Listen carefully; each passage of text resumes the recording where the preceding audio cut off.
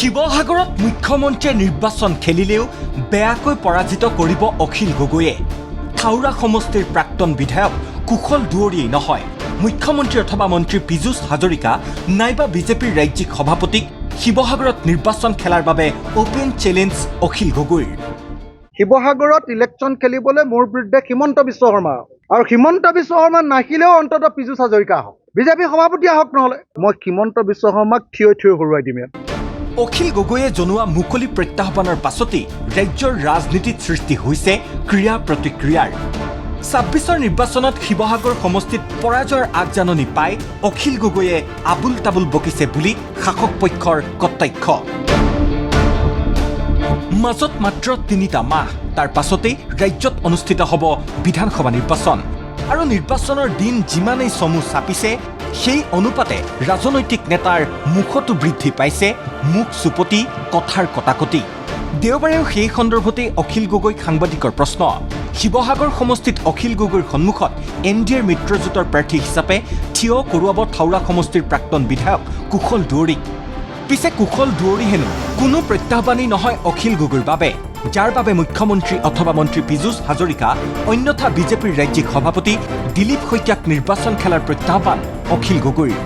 যদি বিজেপি ইমান ডাঙৰ শক্তিশালী শিৱসাগৰ, তেতিয়াহ'লে ইয়াত এজনো কেণ্ডিডেট বিচাৰি নাপায় মোৰ বিৰুদ্ধে আটাইতকৈ ডাঙৰ হত্যাকাৰী চালফা মানুহটোকে খাৰা কৰিব লাগে নাই? মোৰতো ইলেকশ্যন খেলিবলৈ লাজ লাগিব তেওঁৰ বিৰুদ্ধে। শিৱসাগৰত ইলেকশ্যন খেলিবলৈ মোৰ বিৰুদ্ধে হিমন্ত বিশ্ব শৰ্মা আৰু হিমন্ত বিশ্ব শৰ্মা নাহিলেও অন্তত পীযুষ হাজৰিকা আহক, মইতো আহ্বান জনাওঁ। নহ'লে এতিয়া বিজেপিৰ সভাপতি কোন আছে? বিজেপিৰ সভাপতিৰ নামটোতো কোনেও নাজানে, অকল CMৰ নামটোহে জানে, হয়নে নহয়? বিজেপিৰ সভাপতি আহক। নহ'লে তেওঁলোকে যে ইমান ডাঙৰ ডাঙৰ ডাইলগ মাৰিছে যে মই ইমান ফেক্টৰ নহয়, কিবা নহয়, কি কৈ আছে, ঠিক আছে, ফেক্টৰটো নহয়। মই চেলেঞ্জ কৰিছোঁ হিমন্ত বিশ্ব শৰ্মা ইয়ালৈ শিৱসাগৰলৈ আহক, মই হিমন্ত বিশ্ব শৰ্মাক থিয় হৰুৱাই দিম।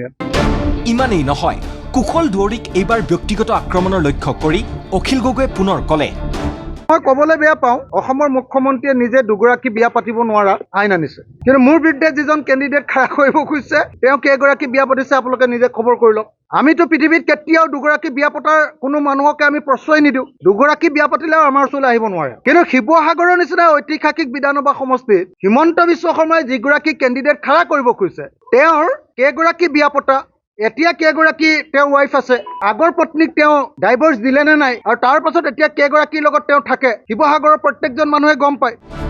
অখিল গগৈৰ মুখত এনেধৰণৰ বক্তব্য শুনি সৰব হৈ পৰিছে শাসক পক্ষ। পৰাজয়ৰ আশংকাত মানসিক ভাৰসাম্য হেৰুৱাই অখিল গগৈয়ে কৈছে এনেধৰণৰ কথা।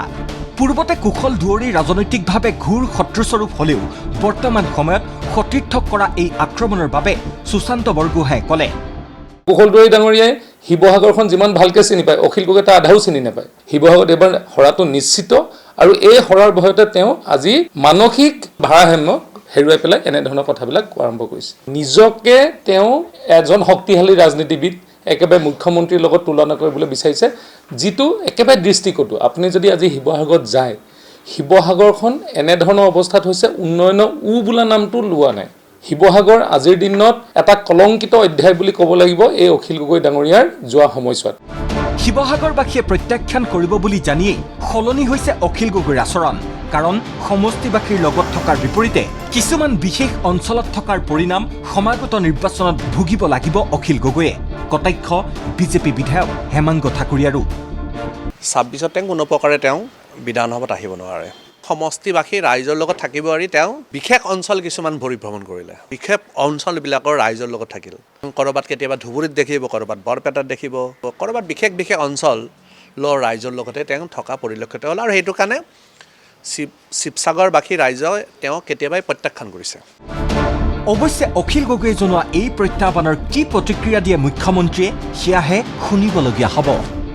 ভিডিঅ' জাৰ্নেলিষ্ট বিতু মহন্তৰ সৈতে ধ্ৰুৱ বৰাৰ ৰিপৰ্ট, ND24।